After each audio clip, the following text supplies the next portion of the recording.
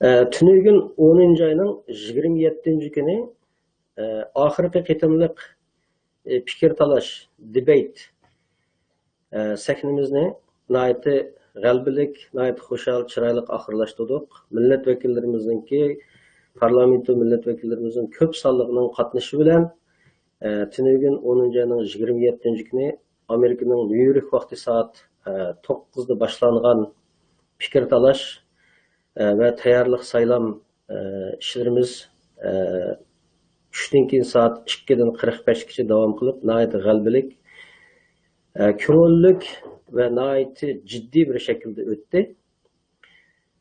Tünügünki bizningki 10. ayning 27. kuni deki yig'in ahvolimizdan har qaysilarni qisqacha xabardor qilay dedim. Tünügün biz Şarkı Türkistan Sürgünlüğü Hükümetininki 8. növbetlik Ali Kurultayıga özünü rehberlik vazifelerine namzat ko'rsatgan bütün qarindoshlarninki asos jihatdan qaytilishi bilan Tünügünki tayyorlik yig'inimizni nihoyatda g'albilik chiroyli o'tkazdik. Bu yerda o'zini namzat ko'rsatgan Şarkı Türkistan Sürgünlüğü Hükümeti'nin kelerki 4 yıl üçün özünü Şarkı Türkistan Sürgünlüğü Hükümeti prezidentliğe, yani Cumhuriyet Reislik vazifesiga özünü namzat ko'rsatgan qarindoshlardan ikki namzat ko'pchilikninki ko'p sonliq o'yi bilan Oliy Qurultayga qatnashish layoqatiga saylanib chiqdi.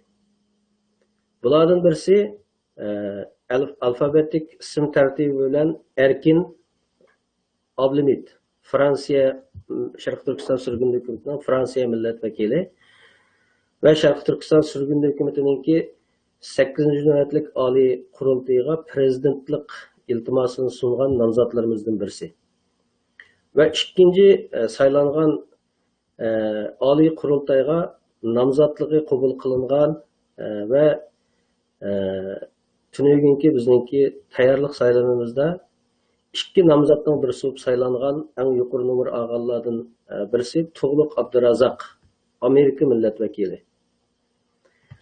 Ve Şarkı Türkistan Sürgünlüğü Hükümeti'nin bu 8. növbetlik Ali Kurultayıga prezidentlikka namzat ko'rsatgan başka qolgan namzatlardan Salih Xudoyor, Amerika milletvekili ve G'ani G'ofur, Yaponiya milletvekili.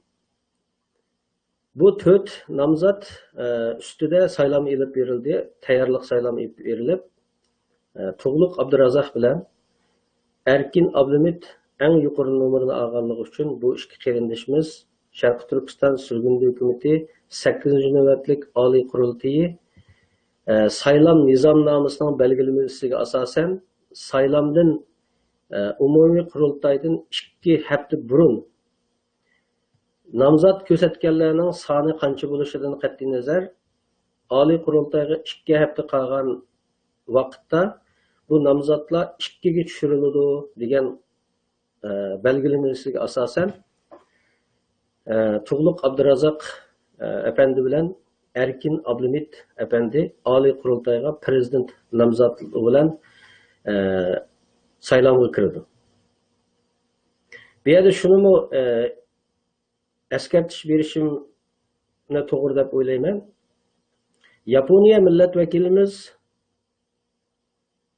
G'ani G'ofur Sharq Turkiston Sürgünlüğü Hükümeti'nin ichidagi ba'zi rahbarlarning ve oliy taftish vazifasiga tayinlangan Şarkı Türkistan Sürgünlüğü Hükümeti'nin oliy taftishi Ablahat Nur ba'zi muxtar deb ataladigan bir qancha ismi bor bo'lgan bu shaxs tarafidan ve Şarkı Türkistan Sürgünlüğü Hükümeti'ninki vazifasiga to'shilganga 2 hafta qolgan, nihoyat az vaqt qolgan vaqtliq reisi G'ulom Usmon efendi bu ikkilanninki o'z xohishi bilan o'zlariga qarshi fikr berganlarni hukumatdan siqib chiqarish tek xato idoriy va siyosiy va axloqiy xato uslublari bilan hukumatdan millat vakillarini chiqarishga uringanda xato dalillar bilan saxta dalillar bilan hukumatdan chiqarilishga majburlangan va yoki bo'lmasa istifa berib chiqib ketish uchun bisim ishlatilgan ba'zi millat vakillariningki millat vakilligi va nomzodliklari tunugunki yig'inimizda va tunugunki yig'inimizdan burun kelgan millat vakillari tarafidan kelgan takliflar ko'zdan kechirilib tunugun 10 ayning 27 kuniki fikr talash sahnimizdan burun vaqt tayyorlik saylanimizdan burun bu hukumatdan qonunsiz holda chiqarilishga zo'rlangan va chiqarildi deb atalgan ba'zi millat vakillariningki millat vakilligi asliga keltirildi va chiqarildi degan qarorlar rad qilindi.